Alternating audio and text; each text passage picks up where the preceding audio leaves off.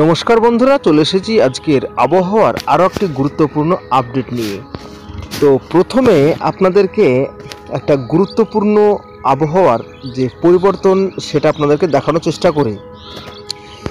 তো আপনারা প্রথমেই দেখে নিন, কলকাতা 12 ডিগ্রি তাপমাত্রা, Uluberia 10 degree, Kolaghat 11 degree, Joynagar Majilpur 11 degree, Haldia 12 degree. তো এটা হচ্ছে দক্ষিণবঙ্গের নিচের অংশের তাপমাত্রা।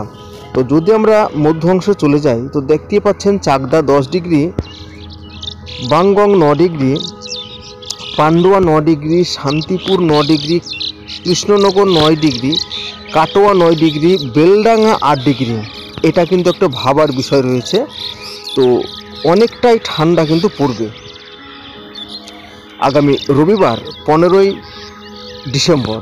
তাছাড়া বহরমপুর থাকছে 9 ডিগ্রি, আজিমগঞ্জ 9 ডিগ্রি, ডোমকল থাকছে 9 ডিগ্রি, করিমপুর 9 ডিগ্রি, চলে আসি রামপুরহাট বীরভূম 9 ডিগ্রি, দুমকা 8 ডিগ্রি, তারপরে থাকছে এদিকে Suri Birbhum 10 degree, Bolpur 9 degree, Durgapur 9 degree, Asansol 9 degree, Hura 8 degree, Purulia 8 degree, Balarampur 9 degree.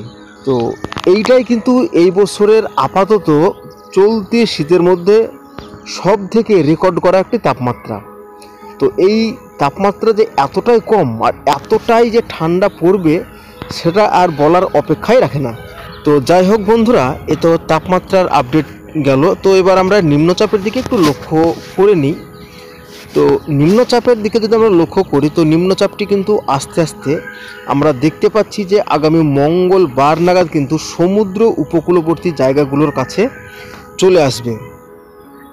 তো বিশাখাপত্তনম থেকে শুরু হয়ে পুডুচেরি, বেঙ্গালুরু, নাল্লোর এই সমস্ত জায়গাগুলোতে সমুদ্র যে উপকূলের জায়গাগুলো আছে সেই সমস্ত জায়গাগুলোতে কিন্তু দমকা বাতাস বইতে শুরু করবে। তো এর যে মানে প্রভাব থাকবে এতটা জায়গা মিলে, তো শ্রীলঙ্কারও কিছু অংশ জুড়ে কিন্তু এর প্রভাব বিস্তার করবে। তো এর জন্য বৃষ্টি যদি আমরা লক্ষ্য করি তো বন্ধুরা, এর জন্য বৃষ্টি কিন্তু দক্ষিণ ভারতে আবারও ভারী থেকে অতি ভারী বৃষ্টি চলে আসবে, যেটা আমরা দেখতে পাচ্ছি চেন্নাই, পুডুচেরি, নাল্লোর।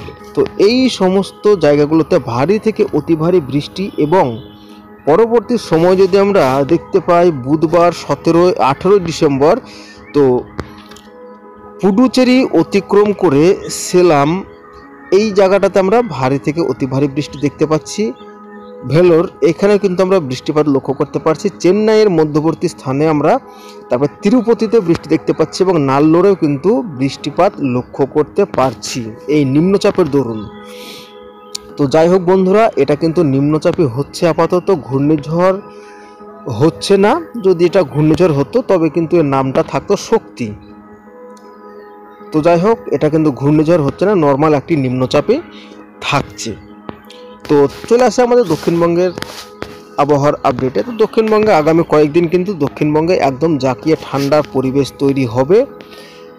আর বৃষ্টি কিন্তু আগামী 72 ঘন্টার মধ্যে দক্ষিণবঙ্গে কোনো রকম সম্ভাবনা একদমই থাকছে না। পুরো পরিষ্কার অর্থাৎ ড্রাই ওয়েদার থাকছে।